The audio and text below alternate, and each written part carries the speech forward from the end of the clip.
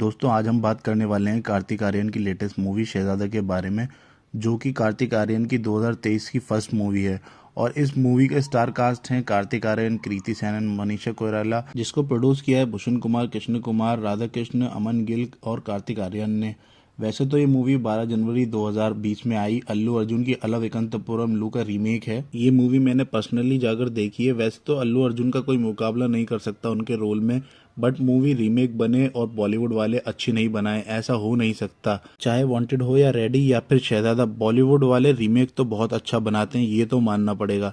तो चलिए बढ़ते हैं कहानी की तरफ। तो कहानी है एक रात की, एक हादसे की रात की और बंटू जिंदल यानी कार्तिक आर्यन की फूटी किस्मत की रात की। तो मुरली शर्मा वहाँ एक हॉस्पिटल में आते हैं और उनकी पत्नी वहाँ एडमिट है क्योंकि उनके बच्चा होने वाला है। अब उसी हॉस्पिटल के दूसरे महंगे वार्ड में वो जिनके यहाँ काम करते हैं जिंदल इंडस्ट्रीज, उनकी मालिक की बेटी मनीषा कोइराला, उनके भी बच्चा होने वाला है। अब मुरली शर्मा उर्फ वाल्मीकि और मनीषा कोइराला दोनों के यहाँ बेटे का जन्म होता है। लेकिन मनीषा के बेटे को नर्स जब हाथ में लेके सुलाने जाती है तब वो देखती है बच्चा कोई रेस्पॉन्ड ही नहीं कर रहा है। तो वो नर्स उस बच्चे को मिस्टेकनली मरा हुआ मानती है और वो नीचे आकर जिंदल परिवार के घर पर फोन करके ये बात बताने की कोशिश करती है। अब यहाँ पर उस नर्स की मुलाकात होती है वाल्मीकि से, जो पहले ही फोन पर लगा हुआ है, और वो पूछता है कि क्या बात है। अब वो नर्स घबरा के उसको उस वाक्य के बारे में बता देती है और वाल्मीकि अपने शैतानी दिमाग की बत्ती जलाता है और उस नर्स को कहता है कि वो उन लोगों के यहाँ बहुत सालों से काम कर रहा है और वो उन लोगों का बहुत आभारी है, इसलिए वो अपने बच्चे को उन लोगों को देने के लिए तैयार है। लेकिन उसका असली मकसद ये है कि वो अपने बेटे को उन लोगों का वारिस बनाना चाहता है ताकि बड़ा होकर वो अपने बेटे के जरिए उन लोगों की सारी जायदाद हड़प ले। अब ये दोनों चुपके से जाके मनीषा के वार्ड में जिंदा बच्चे को उसके मरे हुए बच्चे से बदल देते हैं। अब जब ये लोग उस बच्चे के साथ लौट रहे होते हैं तभी जोर से बिजली कड़कती है और वो बच्चा रोने लगता है।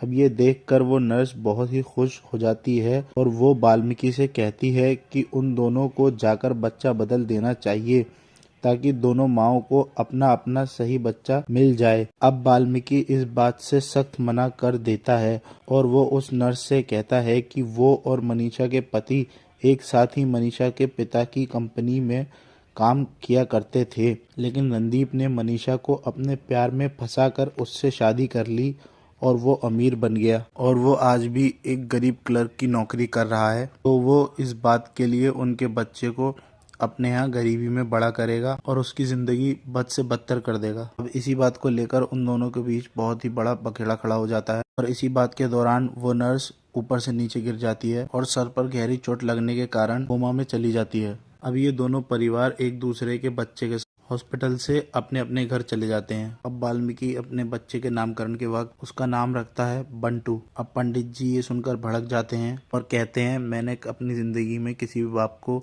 अपने बेटे को इतना वाहियात नाम देते हुए नहीं देखा। अब इधर मनीषा और रोनित रॉय अपने बेटे का नाम राज रखते हैं और वाल्मीकि जब भी उससे मिलता है उसे बहुत पैम्पर करता है क्योंकि उसका असली बाप वही है। और दूसरी तरफ रणदीप का बेटा बंटू, जिसको वो अपने घर में बड़ा कर रहा है, वो बचपन से ही उसको हर बात के लिए कोसता है और हमेशा उसे नीचे दिखाने की कोशिश करता है। अब यही सब चलते चलते 20 साल गुजर जाते हैं और हमारा बाप का सताया हुआ और किस्मत का मारा हुआ बंटू बड़ा होकर फाइनली कार्तिक आर्यन बन जाता है। अब इधर रणदीप का बेटा राज यूएसए के एक कॉलेज से ड्रॉप आउट करके अपने घर लौटता है। अब उसकी नजर उतारने के लिए वाल्मीकि बंटू को एक कद्दू लाने के लिए बोलता है, लेकिन वो बंटू को उस कद्दू के साथ घर में घुसने नहीं देता।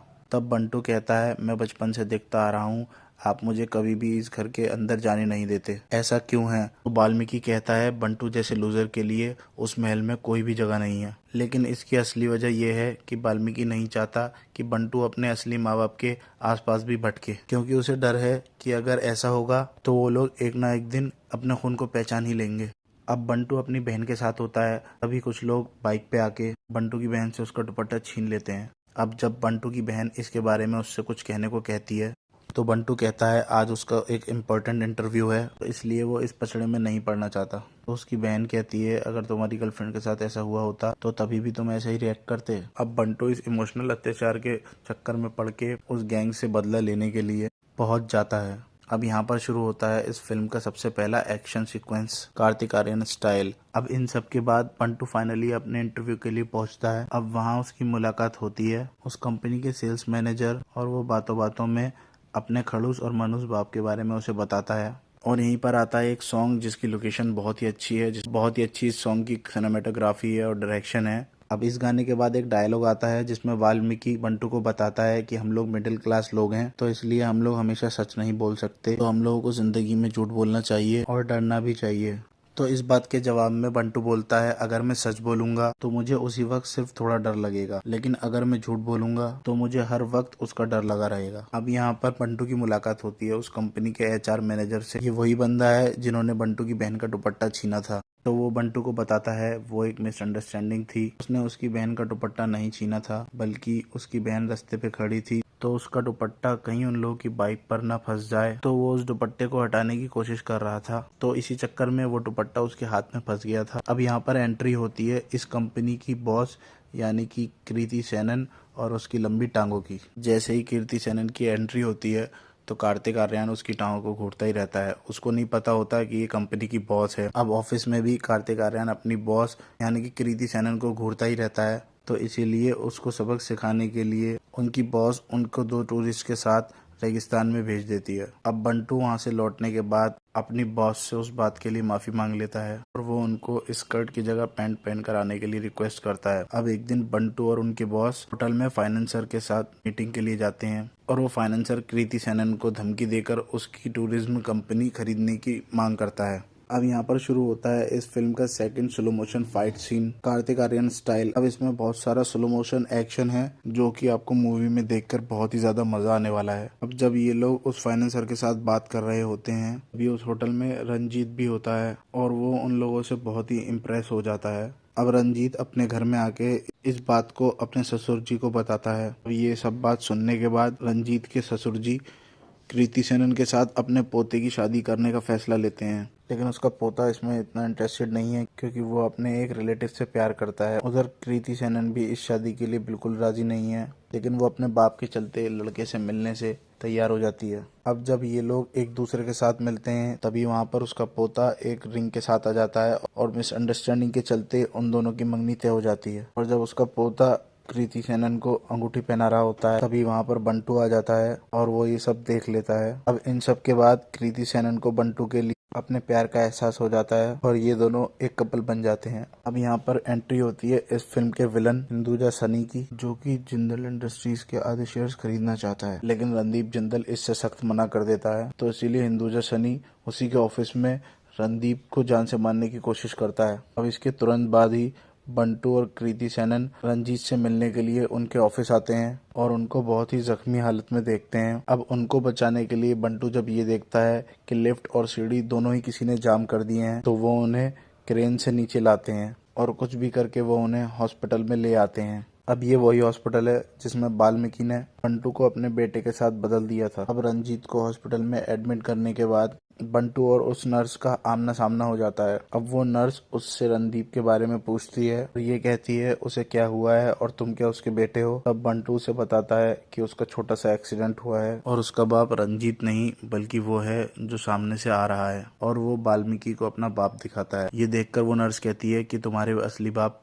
वाल्मीकि नहीं बल्कि रंजीत हैं, और 20 साल पहले की रात की उसे पूरी रामायण बता देती है। और ये सब सुन के बंटू को पता ही नहीं चलता कि वो रिएक्ट कैसे करे, और इसी बीच वो नर्स गुजर जाती है। ये सब जानने के बाद बंटू दौड़ता हुआ अपने पापा रंजीत को देखने के लिए आता है और उसी वक्त उसकी असली माँ मनीषा भी हॉस्पिटल आ पहुंचती है। अब हालांकि बंटू ने ही अपनी जान पे खेल के रंजीत को हॉस्पिटल में एडमिट कराया है, लेकिन फिर भी मनीषा उसे उतनी इम्पोर्टेंस नहीं देती है क्योंकि रंजीत और उसके ससुर ने एक दिन घर पे बंटू की तुलना उनके बेटे राज से की थी, तो तभी से वो बंटू को एकदम भी पसंद नहीं करती हैं। अब यहाँ पर मैं आप लोगों को एक बात बताना चाहूंगा कि बंटू को जब वो नर्स अपने असली पिता के बारे में बता रही थी तब रंजीत के ससुर और बंटू के दादाजी ने इस बात को सुन लिया था। तो इस फ्रेम के इस सीन से रंजीत के ससुर को पता है कि रंजीत का असली बेटा कौन है, लेकिन फिर भी वो किसी को ये बात नहीं बताते हैं, और वो क्यों, वो आखिर में मैं आप लोगों को बताऊंगा। अब हॉस्पिटल से लौटते वक्त वाल्मीकि बंटू को एक बहुत बड़ा ज्ञान देने लगता है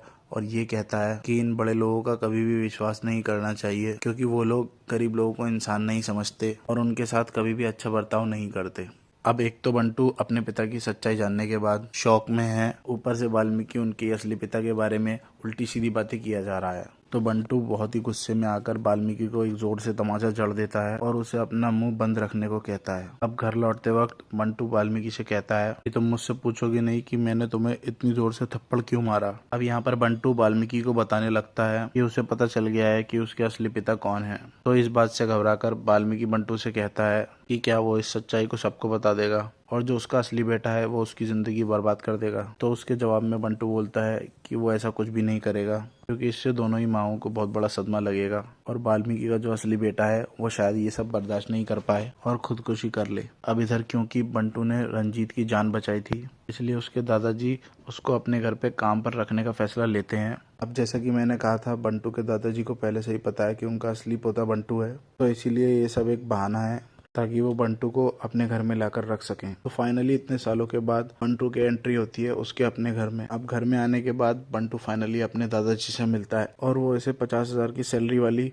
बिना किसी बात की नौकरी में रख लेते हैं। अब बातों बातों में बंटू के दादाजी उसे ये बताते हैं कि एक आदमी है जो उन लोगों की कंपनी को जबरदस्ती खरीदना चाहता है। तो बंटू अपने दादाजी के साथ उस आदमी के पास में बातचीत करने के लिए चला जाता है। तो यहाँ पर शुरू हो जाता है इस फिल्म का तीसरा एक्शन सीक्वेंस कार्तिक आर्यन के स्टाइल में, और इसमें आप लोगों को देखने को मिलेगा लोगों का स्लो मोशन में उड़ना, स्लो मोशन में गिरना, स्लो मोशन में फाइट और स्लो मोशन में बहुत सारा स्टाइल, कार्तिक आर्यन स्टाइल। अब कार्तिक आर्यन अच्छे से समझा के आ जाता है कि वो इस इंडस्ट्रीज को खरीदने का ना सोचें, और ये सब समझा के वो वापस आ जाते हैं। अब इधर घर पर बंटू अपने दादाजी को बताता है कि उनका जो रिश्तेदार उनके घर में रहता है वो उनकी कंपनी में घपला कर रहे हैं और बहुत सारे पैसे की चोरी कर रहे हैं। इस बात को लेकर मनीषा कोइराला बहुत ज्यादा नाराज हो जाती है और बंटू से कहती है तुम्हें सच बोलना बहुत पसंद है ना, तो चलो मेरे बारे में क्या सच जानते हो वो बताओ। तब बंटू उनको बोलता है उनके और उनके पति के बीच के रिश्ते कुछ ठीक नहीं है और वो लोग एक दूसरे से उतना बात भी नहीं करते, क्योंकि कुछ साल पहले मनीषा के पति रंजीत का अपने ही एक सेक्रेटरी से अफेयर, और हालांकि इस बात को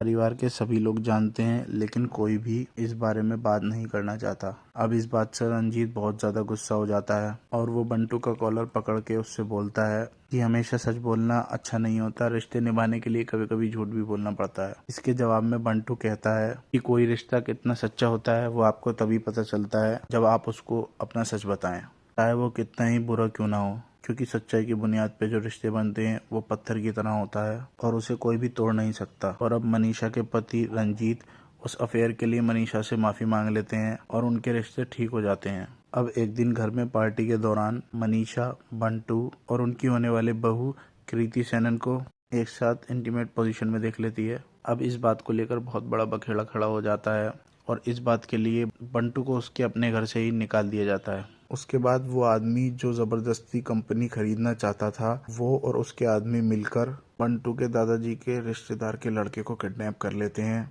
और उसके बदले में बंटू के दादाजी की कंपनी का आधा हिस्सा मांगने लगते हैं। अब उसको बचाने के लिए बंटू की फैमिली उस आदमी को कंपनी का आधा हिस्सा देने के लिए तैयार हो जाते हैं। अब ऑब्वियसली ये बात कैसे भी करके बंटू को पता चल जाती है और वो एक मुर्गा और मुर्गी लेकर बीड़ी फूकते हुए एक के बाद एक करके इन सारे गुंडों को पेलते हैं और अपने स्वैग का प्रदर्शन करते हैं। ऐसे ही फाइट होने के बाद बंटू उस आदमी को और उसके बेटे को मार देता है और बंटू अपने दादाजी के रिश्तेदार की लड़की को लेके वापस अपने घर पहुंचता है। अब यहाँ पर बंटू के दादाजी फाइनली वाल्मीकि को बंटू की असलियत के बारे में पूछते हैं और उसे ये कहता है कि उसे पहले ही पता चल गया था कि बंटू ही उसका असली पोता है। जिस दिन नर्स ने मरते वक्त बंटू को उस रात की बच्चे बदलने वाली कहानी सुनाई थी, लेकिन उसने ये बात आज तक किसी को नहीं बताई, क्योंकि वो ये देखना चाहता था कि बंटू का कैरेक्टर कैसा है और वो कहीं जायदाद के लालच में आकर रंजीत का बेटा होने का मांग करता है कि नहीं। उसके बाद रंजीत बंटू से पूछता है कि हम लोगों ने तुम्हें घर से निकाल दिया था,